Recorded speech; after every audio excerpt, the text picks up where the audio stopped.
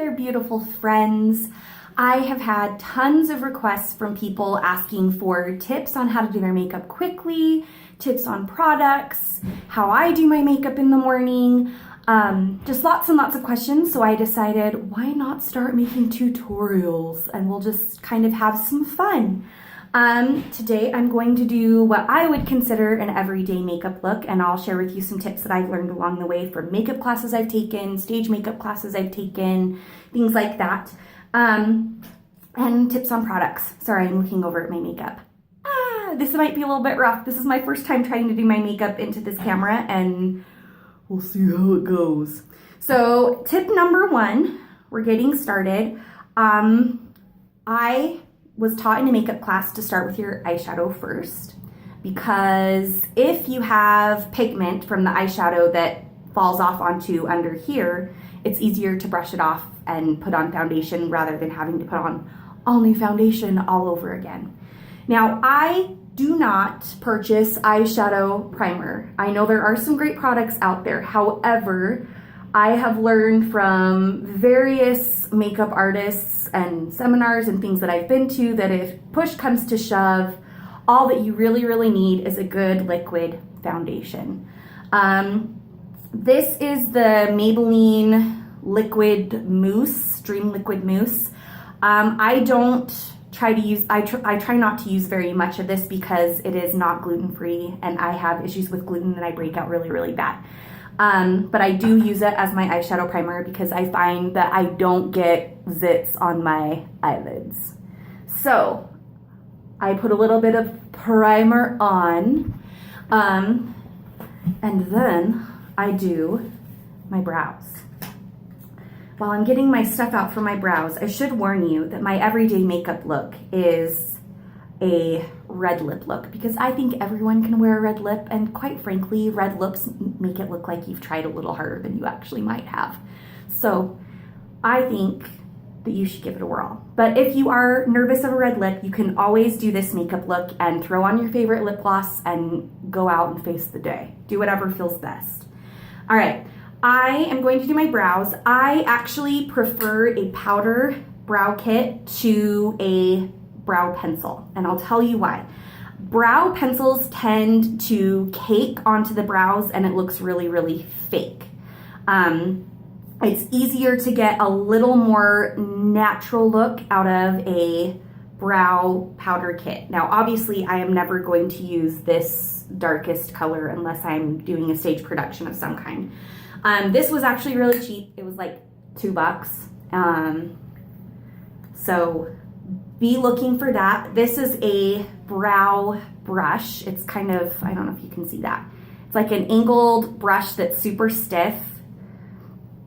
And so basically it picks up the powder pigment and then you brush it on to your brows and it fills in all of the gaps. I start with my brows because it gives you a good frame to work with when you get ready to do your eyeshadow. Super boring. You're watching me put brow powder onto my brows. Look at me go.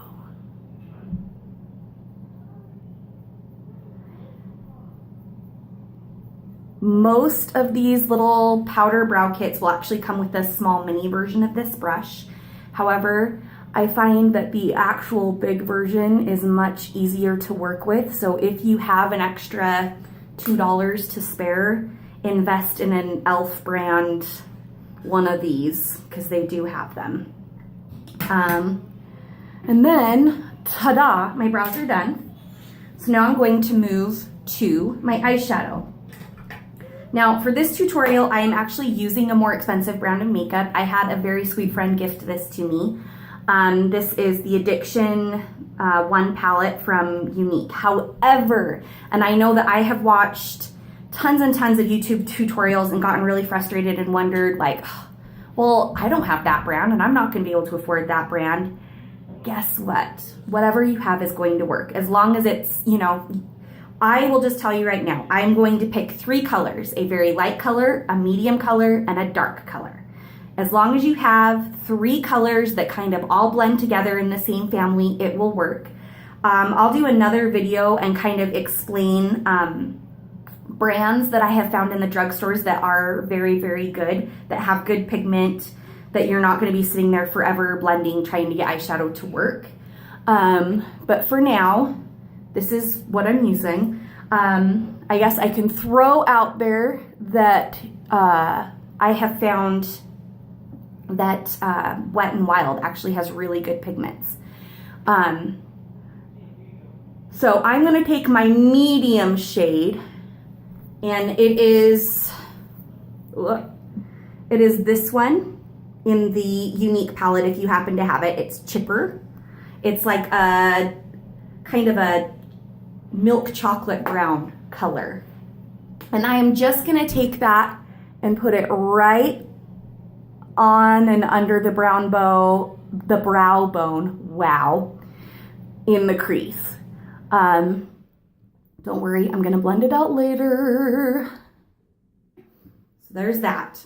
Then I'm going to take my lighter color. I am using Brassy, which is kind of a peachy, sparkly champagne type color. And I'm gonna take Brassy and I'm gonna put it on my lid.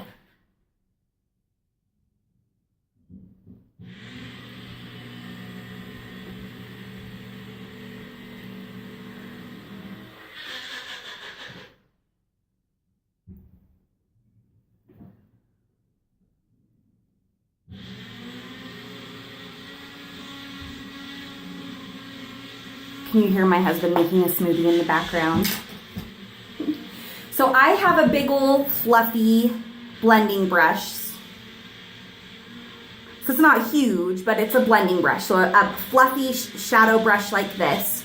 And I'm just gonna take that and I am gonna fluff out and soften those lines on the top and kind of blend up over the top of the brow bone a little bit. Because the point of eyeshadow, if no one's ever explained this to you, is to take this brow bone and kind of knock it back a little bit to make your eyes look like they're open a little bit wider. That is the whole point. If you can find your brow bone, even if it's just feeling it, you can do your eyeshadow. Now that I've blended that, I'm gonna go ahead and go back with Brassy, which is that light color again. Whoa. Right there, Brassy, and I'm gonna blend over the top again because I really don't want a super harsh line.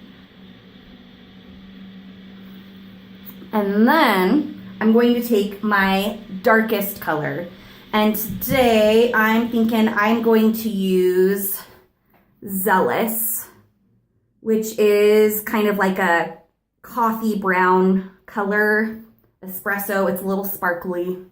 And I'm just gonna go right on the corner of my eye like this, very lightly. Now, the thing is, if you have a good pigmented eyeshadow, you should not have to do more than a couple of taps to get color onto your brow. If you're having to, onto your eyelid. If you're having to do, you know, scrape your eyeshadow palette and, you know, pat it on there for forever, then you probably need to consider changing brands because it's probably not the greatest brand.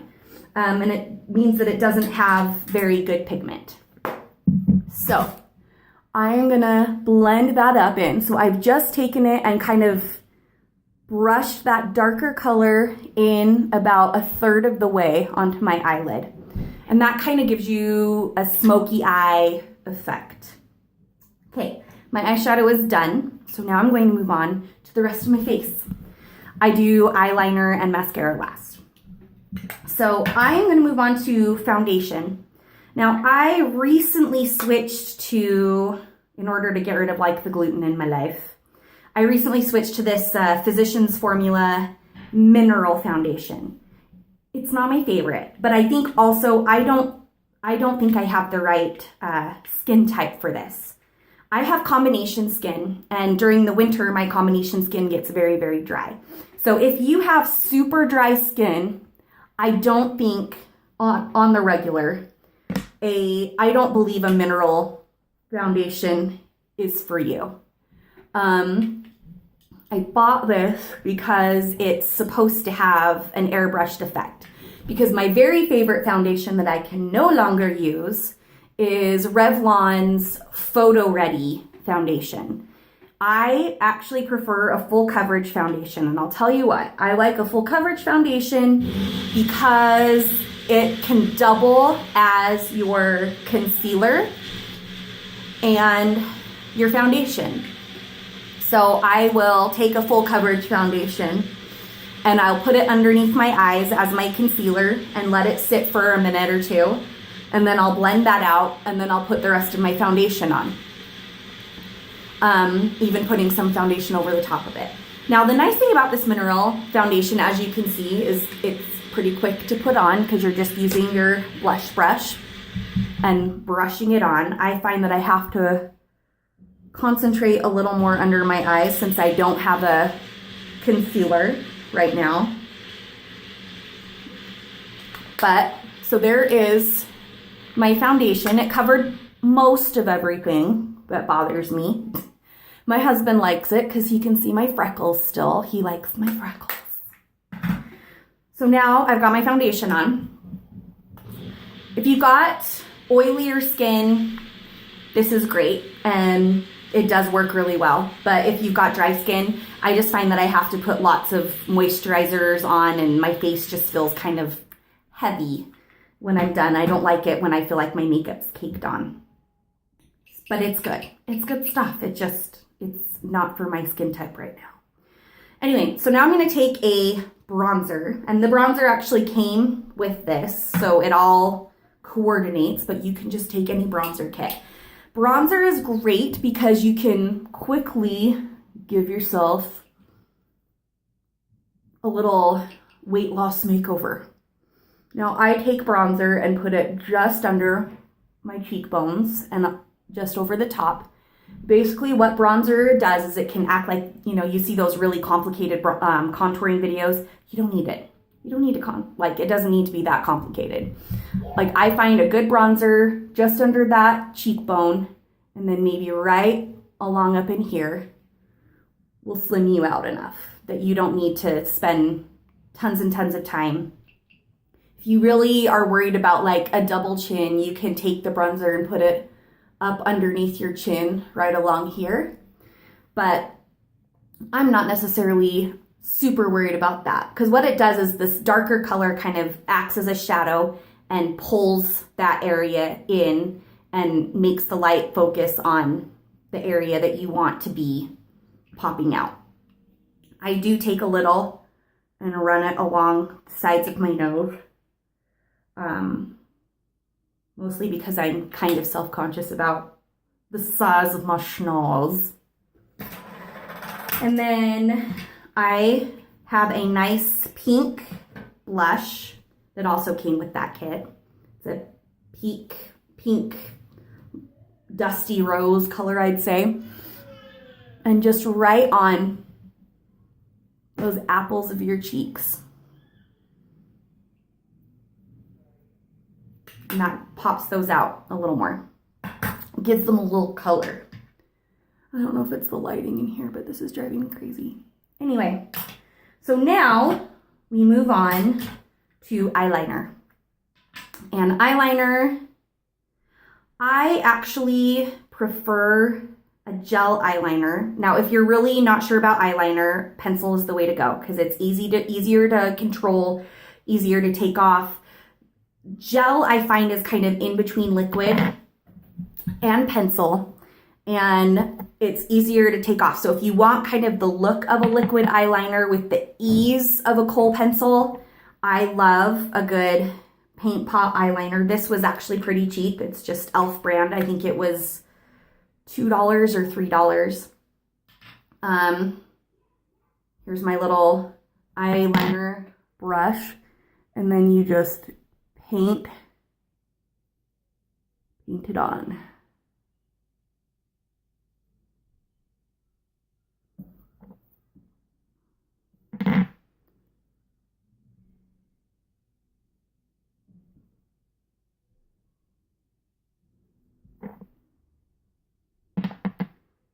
I think maybe next time I'll just do half my face so that you guys don't have to listen to me gab for forever. Tell me what you think. Tell me what you want, what you really, really want.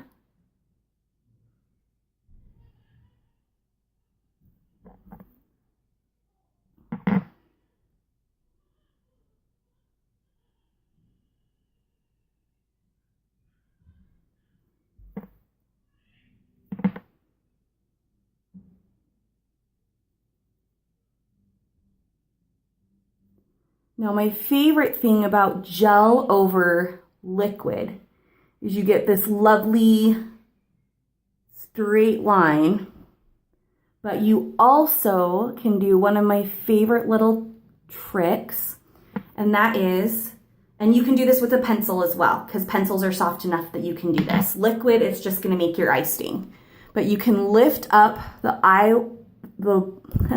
lift up your eyelashes, and there's a little water line underneath there, and you can take that and paint some of your eyeliner under there, and that is going to make your lashes actually look thicker and fuller and more voluminous.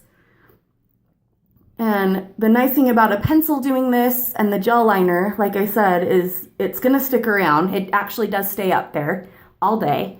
But beyond that, it's, you know, it doesn't burn your eye. Like, I have tried to do this with liquid and it can work. It's just you have to be willing to suffer a little bit for your beauty. And I would rather not suffer if I can help it. And I'll try to do a video about like the mini cat eye eyeliner that I'm doing, because sometimes it's hard to gauge where that needs to be, and that's kind of a long explanation. Just put your eyeliner where you feel comfortable with it for today. If you want to try to make it cat eye out a little bit, fantastic. If you don't, no one's gonna know. I promise. They're not gonna know you watched my video. Probably aren't even gonna tell anybody you watched my video. It's so embarrassing. All right, so now my eyeliner is done. It's so hard to do makeup into a camera, you guys. Seriously. Okay, so now my makeup, my eyeliner is done. Sorry, there's something I realized I forgot to pull out of my makeup bag. I have all my makeup sitting over here to the side so that I can just grab it. So I have mascara next. I am not a big fan of this. This is the e.l.f. Voluminous Mascara. I just feel like it takes way too many coats to get me the effect that I want.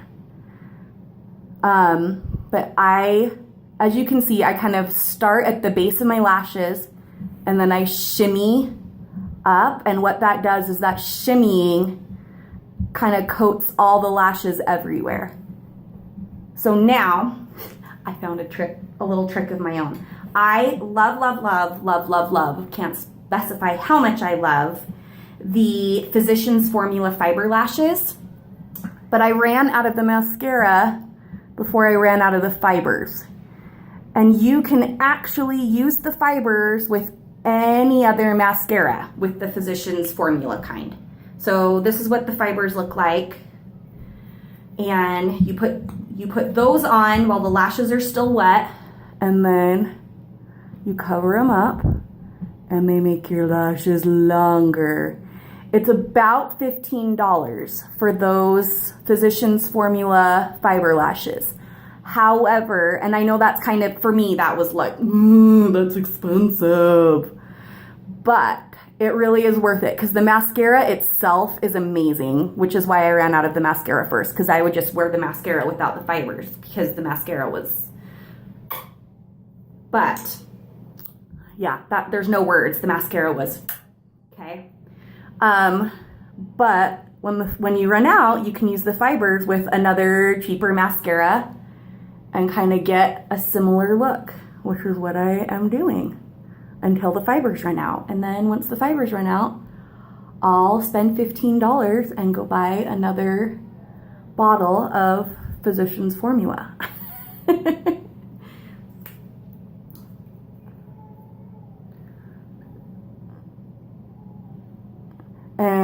for those of you who are on the quest for gluten-free makeup, Physicians Formula is guaranteed to be gluten-free. So, and it's hypoallergenic, or at least it's supposed to be. I'm sure there's someone out there that will refute that. So that will help you on your quest. I find when I am wearing eye makeup that has gluten in it, especially, is when I start getting really bad migraines. All right, and it's not the best eyelash job I've ever done, but the problem is doing my makeup into this tiny little camera is a little more taxing than I thought it would be. And I know there's a little spot there that's driving me crazy, and I can't find, and I could just take a Q-tip and swirl it out because the pigment on my eyeshadow is that awesome.